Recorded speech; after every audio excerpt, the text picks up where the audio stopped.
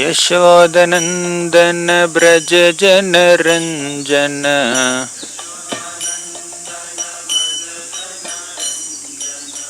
यशोदनंदन ब्रज जन रंजन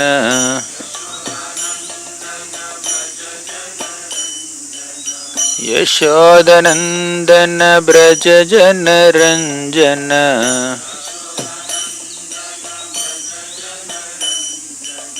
यमुना तीरवनचारी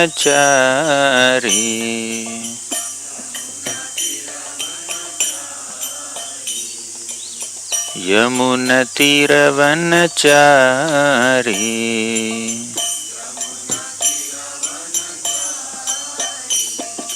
जय राधा माधव कुंज बिहारी गोपी जन वल्लभ गिरिवरधारी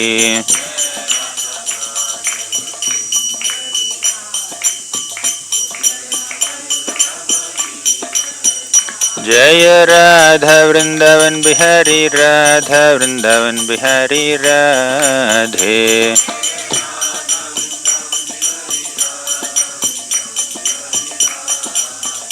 जय जय प्रभुपाद प्रभुपाद प्रभुपाद जय जय Prabhupada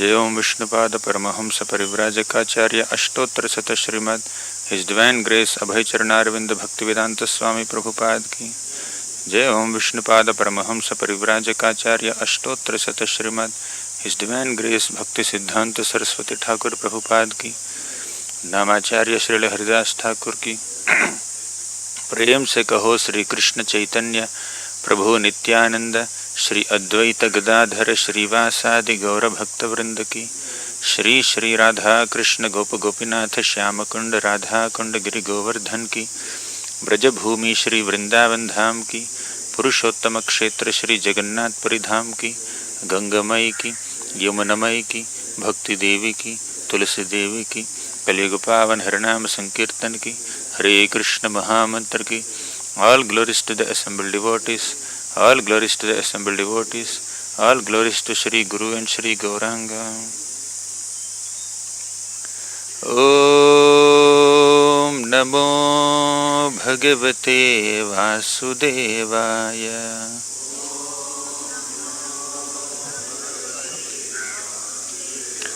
Om Namo Bhagavate Vasudevaya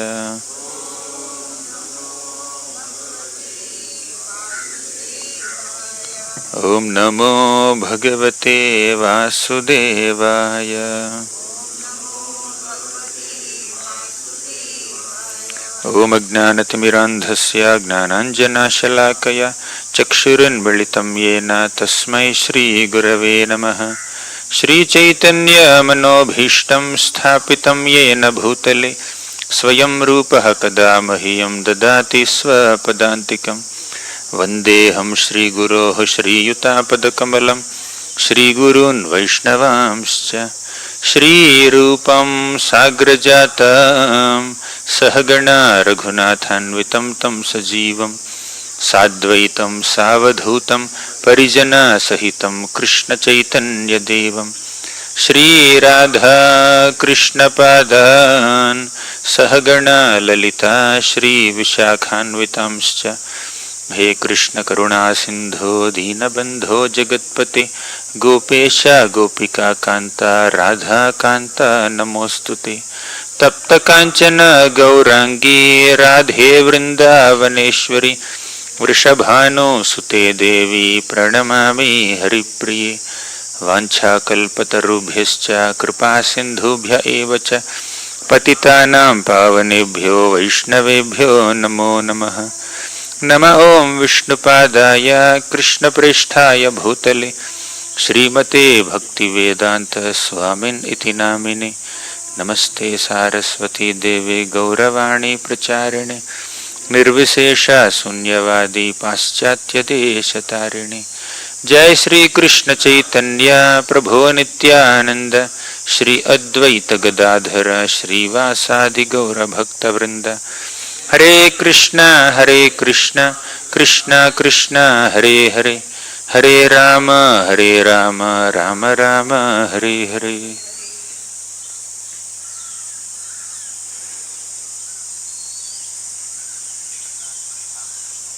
Hare Krishna.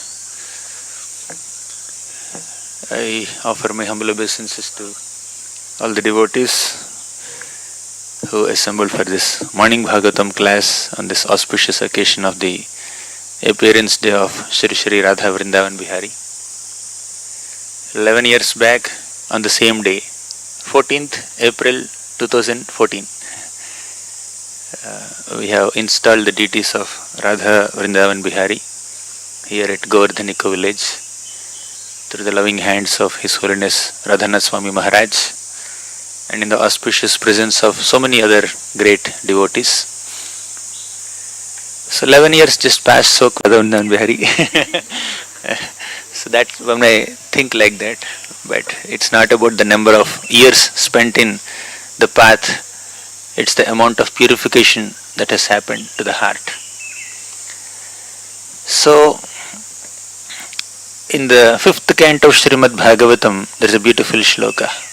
न यत्र वैकुंठ कथा सुधापगा न साधवो भागवतास्तदाश्रया न यत्र यज्ञेश मखा महोत्सवा सुरेश लोकोऽपि न वै ससेव्यताम्.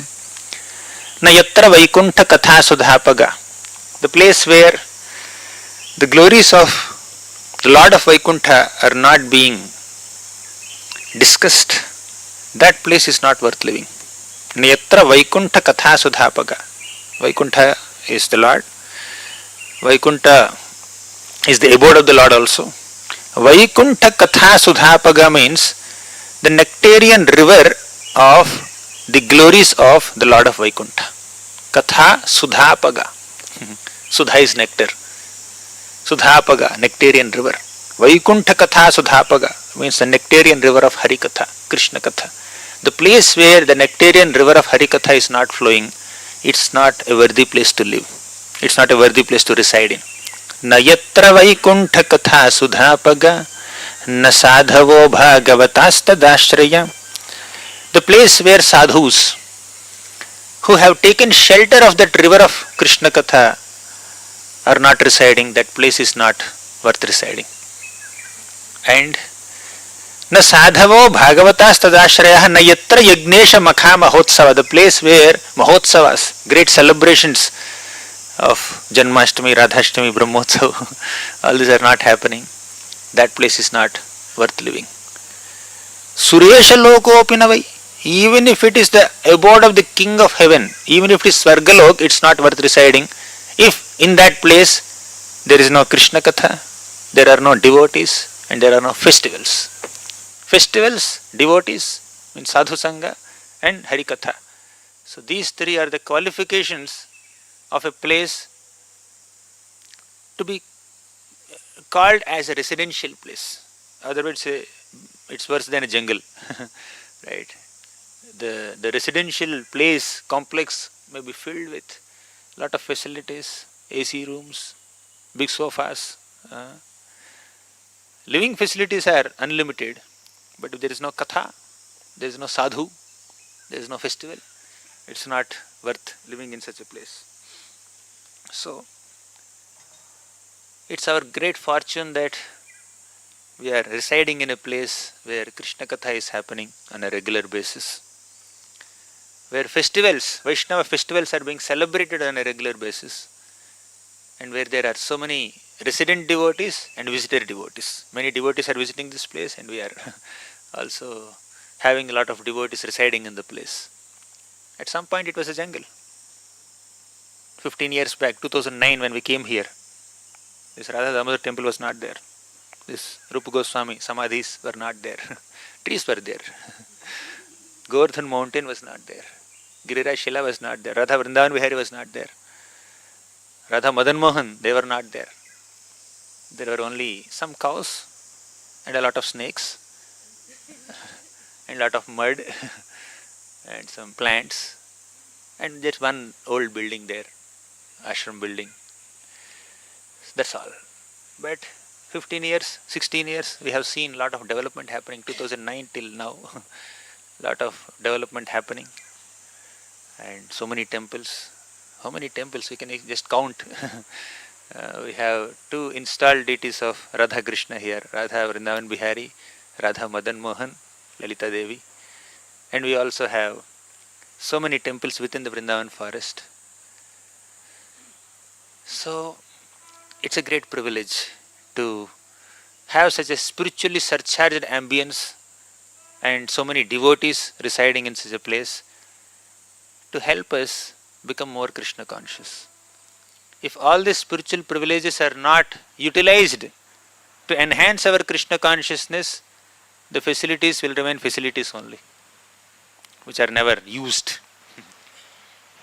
If all the facilities are there only for physical comfort, then we will get physical comfort, but we will not have the privilege to come one step closer to Krishna with all these wonderful spiritual privileges around us.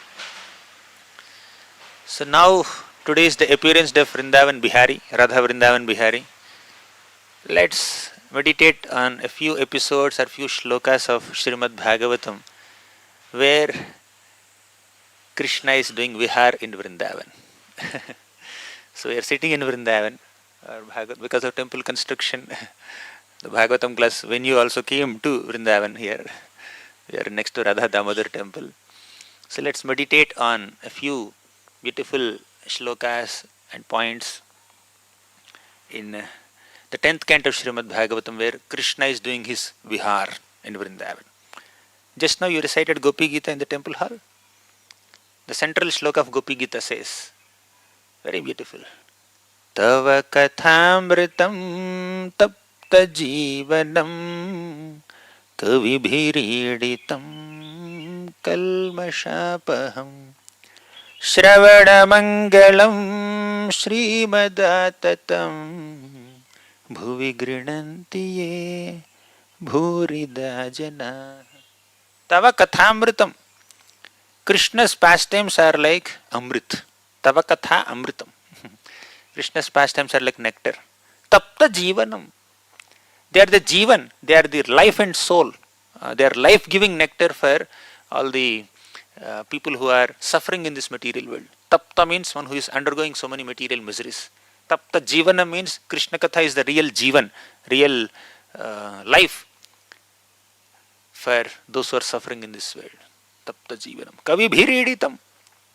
Great Kavis means great poets also glorified Harikatha, Krishna Katha. Krishna Kathamritam, Kavi Bhiriditam. Kalmashapaham. And this Krishna Katha completely destroys the kalmasha of this material world. Shravana Mangalam, it creates great auspiciousness. When we hear Harikatha, that creates great auspiciousness. Shravana Mangalam. Srimad Atatam. And this Harikatha must be broadcast all over the world. Bhuvi Grinanti Ye Bhurida Jana. And one who is endeavoring to spread the nectar of Krishna Katha everywhere is Bhurida Janaha. Is the most benevolent soul, most magnanimous personality in this entire universe. This shloka is very deep. Tava Kathamritam means Krishna Katha. It has two meanings.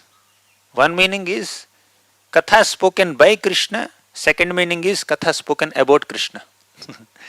Gita is the Katha spoken by Krishna. Bhagavatam is the Katha spoken about Krishna. So Tava Kathamritam has two meanings. Krishna Katha by Krishna and about Krishna. Tapta Jivanam, it also has two meanings. Tapta Jivanam means life of those who are suffering. Who are suffering? Who is suffering? Two kinds of people. One, materialistic people are suffering. For materialistic people, Krishna Katha is the nectar, is the life. And here gopis of Vrindavan are also suffering in separation from Krishna. Because these gopis of Vrindavan are singing this Gopi Gita, when Krishna was away from them, they are discussing Krishna Katha, they are glorifying Krishna's pastimes and then getting some kind of solace to their hearts. Tapta Jivanam. So how are they managing to maintain their lives in the absence of Krishna? By hearing Krishna Katha, by discussing Krishna Katha. Therefore, Tapta Jivanam has two meanings. One is Krishna Katha is the Jivanam, is life for those who are suffering and struggling in this material world. And that same Krishna Katha is also life for those who are suffering because of separation from Krishna. These people are suffering because of forgetting Krishna, and these people are suffering because of remembering Krishna, but suffering is there in both places. Right? So, Tavakathamritam Tapta Jivanam. We have seen two meanings for Tavakathamritam, two meanings for Tapta Jivanam, two meanings for Kavi Bhiriditam. Kavi means poet, literally. Kavi also refers to someone who is very knowledgeable. Kavi Bhiriditam, even those knowledgeable scholars and philosophers and transcendental poets also glorify Krishna, speak Krishna Katha. Again, it has two meanings. There are two kinds of Kavis. One Kavi is the ancient Kavi, means old poets, ancient poets. Second, modern poets. So both modern poets and ancient poets must speak Krishna Katha. They speak Krishna Katha. Now what is the significance of this line, Kavi Bhiriditam? Ancient poets are speaking Krishna Katha means Vishnu Chakravarti Thakur has glorified Krishna. Prabhupada has glorified Krishna. And many other great souls, Bhaktivinoda Thakur and previously Rupa Goswami, Sanatana Goswami, and before that Vyasadeva, so many great personalities glorified Krishna in the past. But that is not sufficient, right? It's not that it's incomplete, but just some ancient poet who has glorified Krishna 1,000 years back, 10,000 years back, 5,000 years back, it should not stop there only. The modern poets also should prioritize glorifying Krishna. And they should glorify Krishna in such a way that modern audience can connect with. If whatever Vyasadeva has written is sufficient, why Rupa Goswami has written again more scriptures? If Rupa Goswami, then Sridhar Swami, then Vishnu Chakravarti Thakur and all these great acharyas have already given commentaries, Bhaktivinoda Thakur, Bhakti Siddhanta Saraswati Thakur, then why Prabhupada has again commented on Bhagavad Gita? It's required. As time progresses, people's needs and moods will change.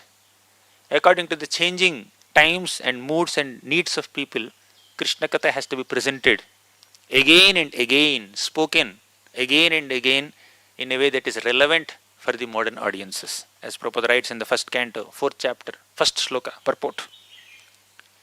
Personal realization means to understand the subject matter of the scriptures very nicely and present it for the understanding of modern audiences. Right? So Kavi Bhiridita means Krishna Katha is spoken by ancient poets and modern poets also. If the modern poets don't prioritize speaking Krishna Katha, they have their own poetry, then the modern generation may not be able to connect with Krishna Katha. So every generation has to prioritize speaking Harikatha, making the Harikatha in a very relatable, digestible, understandable, relevant manner for the modern crowd so that Krishna Katha will just expand. By propagating Harikatha, we can preserve Harikatha. Preservation happens by propagation. When there is no propagation, there is no preservation. It's forgotten. Therefore, Kavi Bhiridita means modern poets also should sing Harikatha. Tava Kathamritam Tapta Jivanam Kavi Bhiriditam. Next is Kalmashapaham. Kalmashapaham means Krishna Katha completely destroys the Kalmasha. Kalmasha means contamination. Again, two meanings. There are two types of Kalmasha, two types of contamination. One type of contamination is the Hridaya Kalmasha, where the heart is filled with lust, envy, pride, greed and other unwanted qualities. But second Kalmasha is Kali Kalmasha, a bigger contamination, where lot of materialism, politics, then atheistic doctrines, non-devotional philosophies and theories and worldviews and lifestyles are coming up. All that is Kalmasha, Kali Kalmasha.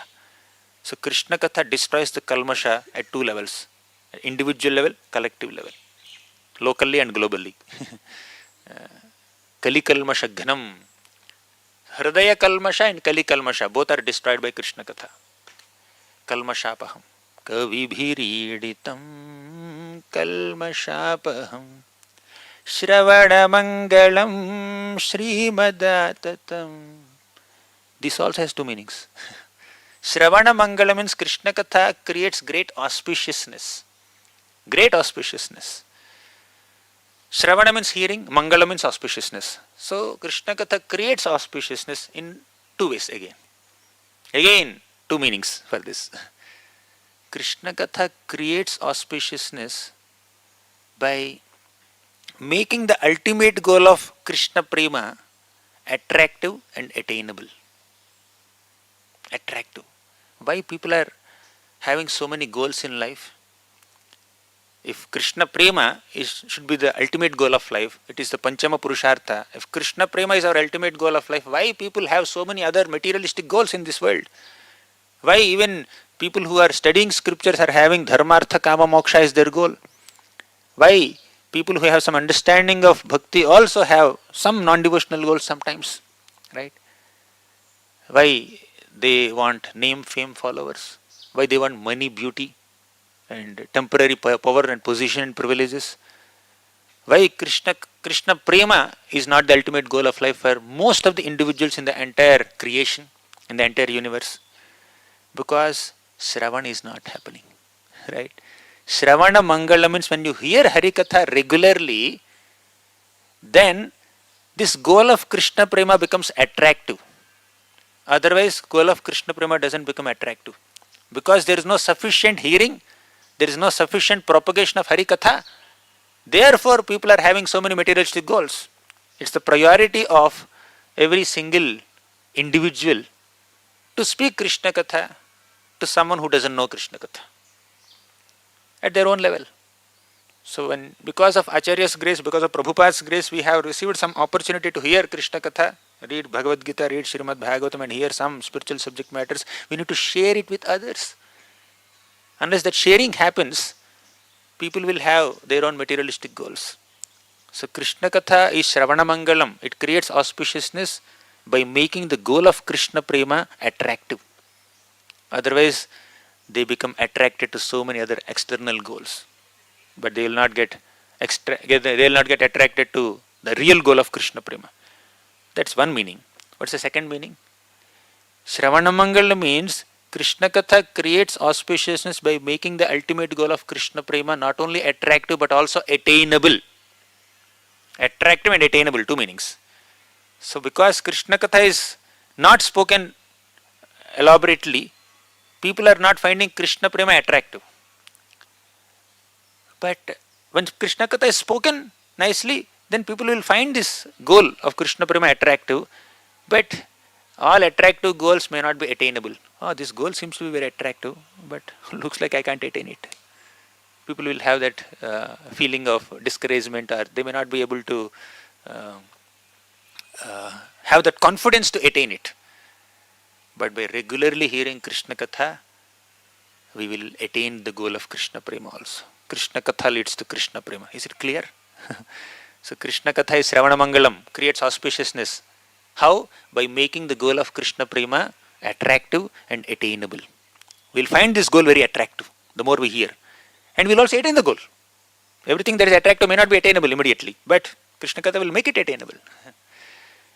And bhuvi gridanti ye bhurida janaha. Bhurida janaha means those are very, very benevolent, very, very magnanimous. Who are magnanimous? Those who are spreading Krishna Katha are magnanimous. Again, two meanings. One meaning is, there is a quiz at the end. I will not take, he will take. So, bhurida janaha means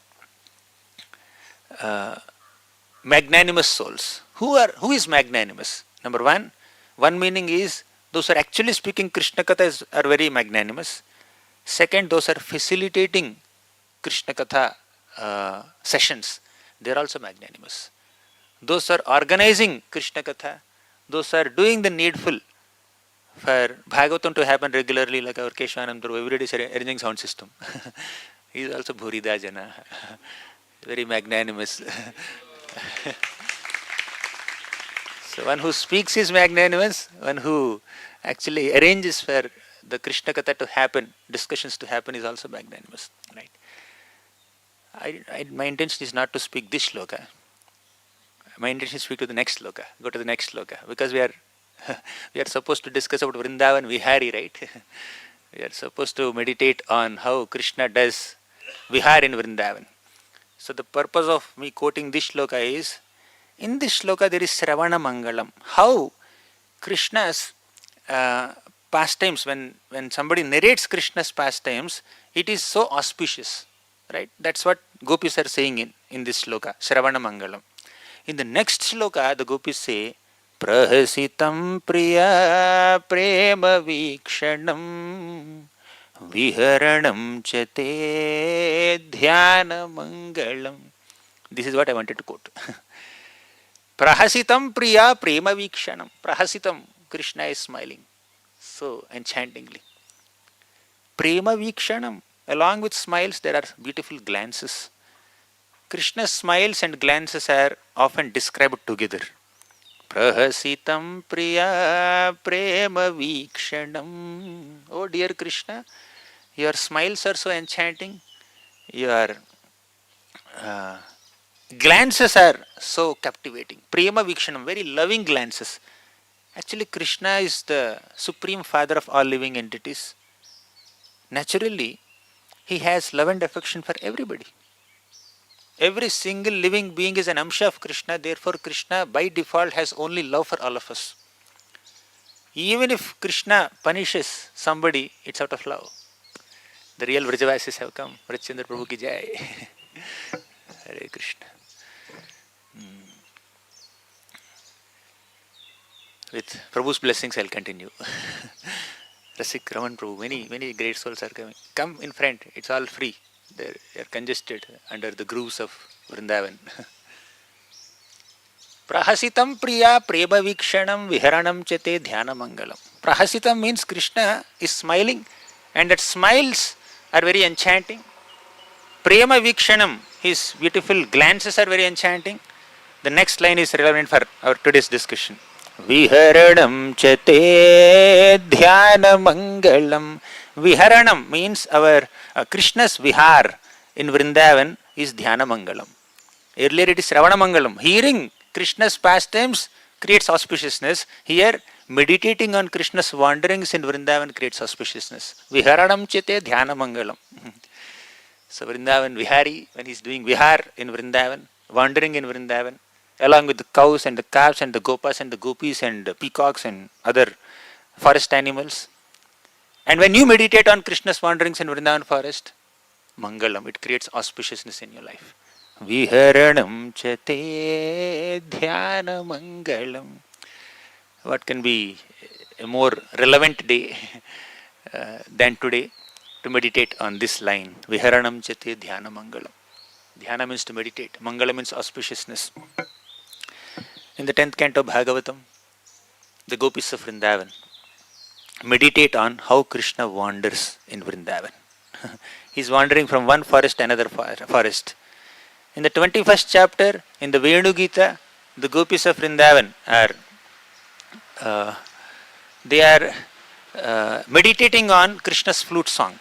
As Krishna is wandering in the Vrindavan forest, constantly he is performing so many pastimes. He would imitate animals, he would jump like frogs, he would dance like peacocks, he would steal the lunch bags of his friends and tease them. We don't have to imitate that, but we can enjoy it, we can relish it.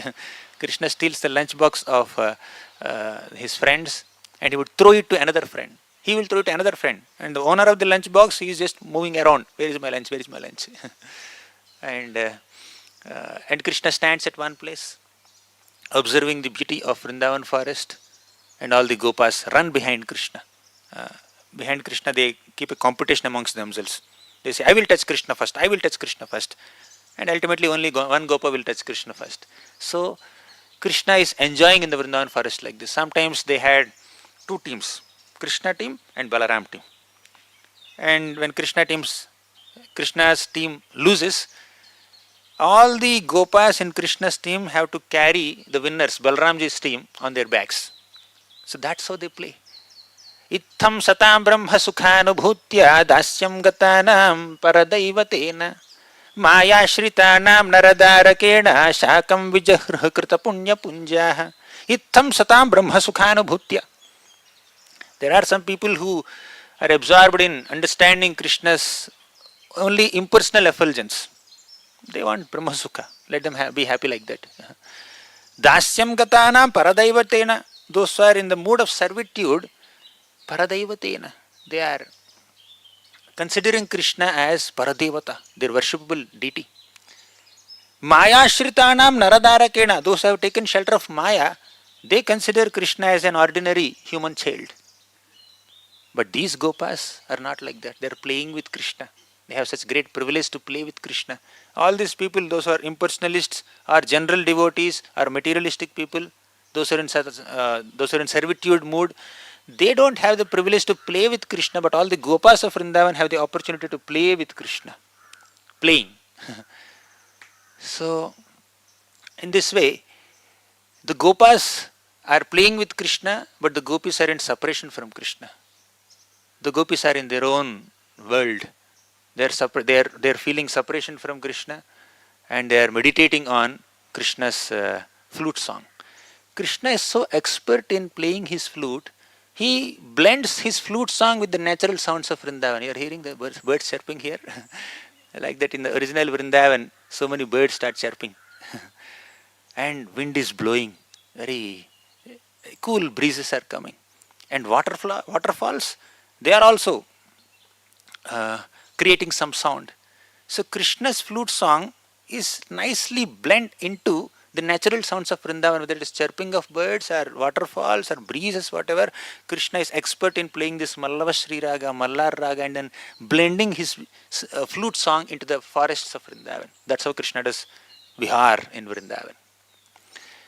Then the gopis say, Barhapidam Natavaravapuhu Karnayor Karnikaram Bibhradvasaha Kanaka Kapisham Vaijayantim Chamalam Randhran Venoradhara Sudhaya Purayan Gopa Vrindair Vrindaranyam Swapadarabadam Pravishad Gita Kirti Barhapidam Natavaravapuhu. Krishna wears a beautiful peacock feather on his head. Natavaravapuhu. His body or his overall form is like that, a drama artist who in this world wears a yellow dhoti and bluish body and then curly locks of hair with flowers here and there and with a garland of multiple forest flowers. Who would wander like that? But Krishna is like a drama artist wandering. If someone actually dresses himself like that, now you will say he's drama artist only. And Krishna is not just artist, he's the king of all artists. Natavara. Natavara Vapuhu. Karanayor Karnikaram. He has Karnika flower. Bibhradvasaha Kanaka Kapisham Vaijayantim Chamalam. His cloth is lightning. Cloth is shining like lightning. Vaijayantim Chamalam. He also wears a beautiful garland of forest flowers. Multiple colors. Randhran Venoradhara Sudhaya Purayan Gopa Vrindair. He fills the nectar of his lips into the holes of this flute and he mesmerizes all the masters of musical science. Even Shiva, Indra, Vishnu, they get attracted. What song Krishna is playing? What raga is this? We have never heard this raga. So Krishna mesmerizes even the masters of musical science with his enchanting flute. Then all the Gopas of Vrindavan, they surround Krishna, they glorify Krishna, and the cows are also following Krishna, calves are following Krishna. This is how Krishna makes his entrance into Vrindavan to begin his Vihar. So while he is doing his Vihar, sometimes we discuss little bit about how Krishna plays with the Gopas of Vrindavan. But sometimes Krishna's play is interrupted by some demons. Krishna is constantly absorbed in playing. All the Gopas forget their lunch. They just keep on playing and playing and playing, and suddenly a demon comes. Whether it is Vatsasur or Bakasur or Vyomasur or Arishtasur or whichever Asur. So many Asurs, so many demons keep coming and interrupting the play of Krishna and the Gopas. That's a lunch break. Yogamaya arranges Krishna's pastimes in such a way that Krishna is not conscious of his godhood in Vrindavan. He forgets that he is God. He only identifies himself as the son of Mother Yashoda in his home. He identifies himself as friend of Sridama, Sudama, Stoka Krishna, Madhumangal in the forest. He identifies himself as lover of Radharani and other gopis when he is with them. He forgets that he is God. Right? So Yogamaya, the Lord has multiple Shaktis. One is Vimukha Jana Mohana Shakti, or you can also say Sarvajana Mohana Shakti. Means that Shakti of the Lord that bewilders all living entities. Then second Shakti is Svajana Mohana Shakti. That Shakti of the Lord that bewilders Krishna's own devotees. Third is Swamohana Shakti. That energy of the Lord that bewilders himself only. Right? The Lord's internal energy acts in multiple ways. So Krishna himself is bewildered by his own energy and he forgets that he is God. In Vrindavan, Krishna is not controller, master, proprietor, Ishvara. Ishvara Paramaha Krishna. That's outside Vrindavan, not in Vrindavan. In Vrindavan, Srimati Radharani is Vrindavaneshwari, Vrajeshwari, Yashoda Mata. But Krishna is not Ishwar there. Krishna is just Damodar there. Ishwar is controller. But Damodar is controlled by the love and affection of his mother and by the love of all his devotees. Right? So Krishna forgets that he is God. Krishna doesn't identify himself as God. When Yashodamata neglects Krishna without feeding him her milk, Krishna cries. They are genuine tears. Krishna genuinely sheds tears. Jiva Goswami says they are not false tears. They are real tears. Because Yashodamata is absorbed in the mode of being a mother of Krishna, she doesn't acknowledge that Krishna is God. She only thinks that he is my son. In reciprocation with that intense Kevala Bhakti, Kevala Vatsalya Rasa of Mother Yashoda, Krishna also forgets that he is God. I am son of Mother Yashoda. She is absorbed in the mode of being mother of Krishna. He is absorbed in the mode of being son of Mother Yashoda. That's all. No other identity. Right? But when these demons come and interrupt the play of Krishna, then suddenly Krishna has to show his powers. Right? The powers will manifest in Krishna's hands. When Krishna had to kill Putana, Krishna's Shakti will manifest in his lips and it does the needful. When Krishna had to kill Shakatasur, Krishna's Shakti will manifest in his foot and it will do the needful. Krishna is absorbed in the mode of an infant baby only. When Krishna, 3-month-old baby, in the Utthana ceremony, was kept under the cart, he was sleeping, and suddenly he gets up from his sleep. Small babies, when they get up from their sleep, they need their mothers next to them, or they need mother's milk. So just like a small infant baby cries for mother's attention, Krishna also was crying for Mother Yashoda's attention. And while crying, these babies will throw their hands and legs into the air. So with the gesture of a kick, Krishna also threw his legs into the air. And that small, tender, leaf-like foot of Krishna touched the cart and Shakatasur died. It's a byproduct. The death of Shakatasur is just a byproduct of Krishna's attempt to call Mother Yashoda. He is crying for Mother Yashoda in the mode of an infant baby only. And Shakatasur's death is just a byproduct. It's just a happening. It's incidental. One day Yashoda Mata kept Krishna on her lap, and she was also throwing Krishna into the air and catching him. And Krishna was thinking, Yashoda Mata is throwing me into the air only few feet above the ground level. I want to go higher and higher into the sky. Krishna is just desiring like that, and Trinavarta came there. You may think Kamsa had sent Trinavarta to kill Krishna, which is correct at one level. But Trinavarta came at that point when Krishna desired to go high. Trinavarta is not acting as an instrument in Kamsa's desires. Trinavarta is acting as an instrument in Krishna's desires. Whether you are a demon or a devotee, you are an instrument in Krishna's hands only. Right? We have to understand it. I am an instrument in Krishna's hands. Whether I agree to be instrument or not, I am always instrument. So Trinavarta came there because Krishna desired. Krishna desired to go high into the sky. Trinavarta Airlines came and took him. Right? And Krishna went 800,000 miles high into the sky. And after that Krishna felt separation from Mother Yashoda. Oh, I am missing my mother. Trinavarta wanted to eat Krishna. He is a man-eating demon. He wanted to eat this baby Krishna, 1-year-old baby Krishna, but Krishna wanted to see his mother. And as it is natural for infant babies to cry, and to hold on to something when they're fearful. When they're fearful, when you just lift them up, they may just hold on to you very tightly like this.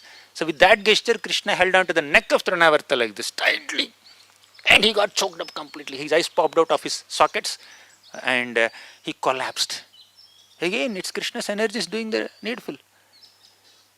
When an airplane takes off from one airport at some gate, in some terminal, what is the possibility that it will crash down in the same gate, in the same terminal, in the same city?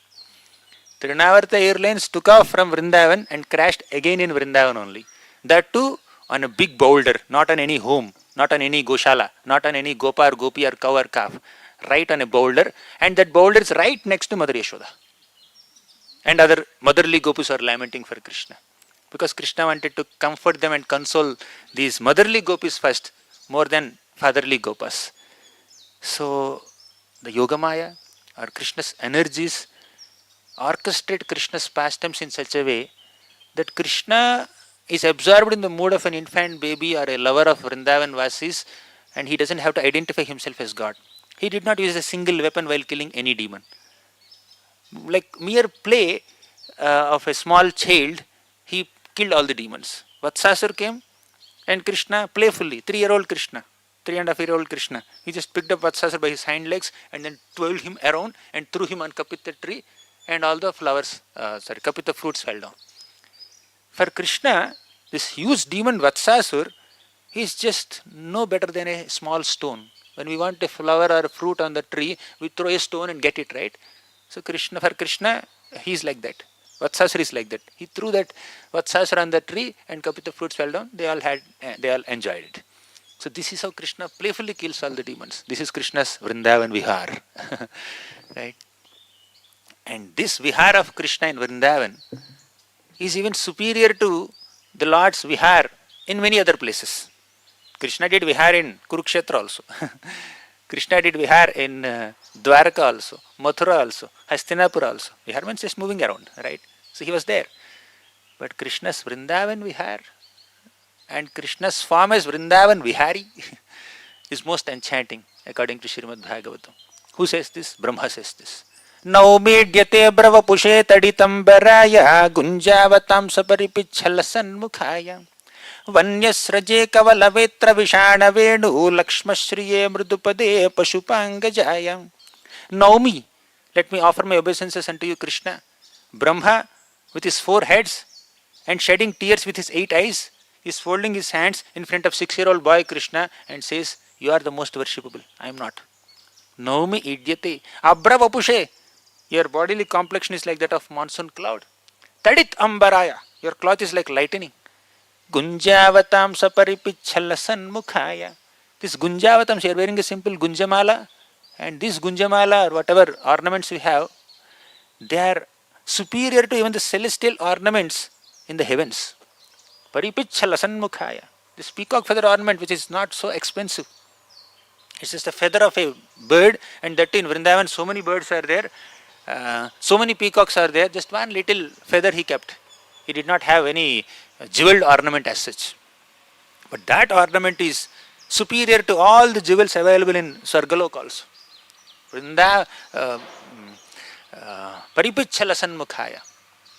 Vanyasraje kavala vetra vishana venu. Vanyasraje means Krishna is wearing a forest flower garland.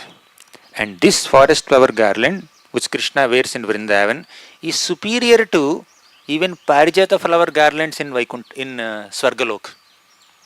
And all the trees in Vrindavan are superior to even great Kalpavrukshas in the heavenly planets.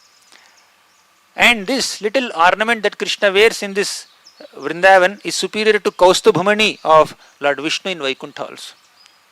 Paripichhala sanmukhaya vanyasraje kavala vetra vishana venu. Little curd rice. It is superior to all the celestial foods. In his hands there is only curd rice. Kavala vetra. Small stick. He does not have Panchajanya Shankha or Kaumodaki Gada or Saranga bow or some other sophisticated weapon. He has only one stick to control the cows, which he never uses. Vetra. It's an ornament for Krishna. Vishana Venu, this little flute. What is flute in Vrindavan? It is a simple bamboo stick, hollow bamboo stick, which is very dry, which has holes all over its body. Anything that is dry cannot produce any moisture. But this dry bamboo stick flute of Krishna moistens the eyes of all the devotees who are hearing Krishna's flute song. This simple hollow bamboo stick that has holes all over it is holding so many ragas. Something that has holes cannot hold anything. But Krishna's flute that has holes all over its body is holding hundreds of mesmerizing ragas. Right? So Krishna's Vrindavan form is superior to even all other forms. As Brahma acknowledges, Kavalavetra Vishanavenu Lakshmashriye Mridupade Pashupangajaya. Lakshmashriye means it is filled with so many opulences. Krishna's Gopal form in Vrindavan, it's filled with so many opulences. Lakshmashriye Mridupade means Krishna is not even wearing shoes in Vrindavan. Mridupade means his tender foot is directly imprinting the earth. Mridupade Pashupangajaya. Pashupa means a cowherd man. Pashupa Angaja means one who is born out of cowherd man, or the son of a cowherd man. Who is the cowherd man here? Nanda Maharaj. This establishes that Nanda Maharaj as father of Krishna is superior to Vasudeva as father of Krishna. Not only Krishna's form as cowherd boy in Vrindavan superior to all other forms, Krishna's devotees in Vrindavan are more exalted than many other devotees. All the toppers in all rasas, whether it is Vatsalya rasa or Madhurya rasa or Sakhya rasa, all the toppers of all rasas are there in Vrindavan University. In Vrindavan University there are no classes and thesis. There is only bliss. Right? It's like all toppers in different streams, educational streams will end up in a top college, right? Similarly, the best of all Vatsalya Bhaktas, Yashoda Mata is there in Vrindavan. The best of all Madhurya Bhaktas, Srimati Radharani, she is in Vrindavan. The best of all Sakhya Bhaktas, all Sridama, Sudama, Soka, Krishna, Madhumangal, they are all there in Vrindavan. Not to minimize the glory of any other devotees in these moods, but from the Gaudiya Vaishnava perspective, this is highest for Gaudiya Vaishnavas. If building may have 10 floors, one who is in the 5th floor also is happy in the 5th floor. So now we should not unnecessarily compare with other sampradayas, etc. But the point is, for Gaudiya Vaishnavas, this Vrindavan form is the highest. The devotees of Krishna in Vrindavan are the ideal role models for those who are following the Gaudiya Vaishnava sampradaya. So in this way, Krishna is doing vihar, killing demons and playing with gopas and dancing with gopis. And also, as a small child, Krishna, he may not do vihar in the Vrindavan forest, but his vihar is in Nanda Maharaj's courtyard. Nanda Maharaj's Goshala. So Krishna does vihar. His vihar is not like a grown-up boy standing. His vihar is with Janubhyam Saha Panibhyam. He is crawling. So his vihar is through crawling with his hands and knees in the courtyard of Nanda Maharaj, in the Goshala of Nanda Maharaj. So he would go and pull the tails of the calves, and the calf would just become little afraid. Calf would get up and would run away, and Krishna holds on to the tail of the calf more tightly, and Krishna is dragged in the dust of Vrindavan. That's another vihar. And when Krishna is little more grown up, when he started walking on his feet, so Krishna would just go outside Nanda Bhavan also and starts playing in mud with some little boys and girls. And one day Krishna becomes so dirty. Not one day, every day he'll become dirty, but he becomes very dirty. And dirt is there all over his body. Then Yashoda Mata sees him. Krishna, you look so dirty. You look like a pig. Were you a pig in your past life? Krishna says, yes, I was a pig in my past life. Varahadev. I was Varahadev in my past life. So, and many people use cosmetics in this world, right? So whatever creams and other things they put, the cosmetics that Krishna wears, Krishna uses in Vrindavan are a mixture of cow dung and cow urine and godhuli. The dust from the hoofs of cows and cow dung and cow urine, when it is mixed, Krishna would just play there. Krishna will just roll in that mud, and that is the Angarag.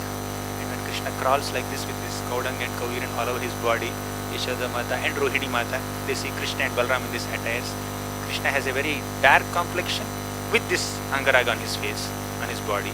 And Balramji has very fair complexion, again he has all this on his body. So they look very enchanting. Then Yashoda Mata and Rohini Mata would pick up Krishna and Balram and feed them their milk. So this is how Krishna did Vihar in Vrindavan. In Nanda Maharaj's courtyard as an infant baby. Outside Nanda Maharaj's home with little boys and girls when he is a little grown up. And in the Vrindavan forest and all the 12 forests of Vrindavan when he is more grown up.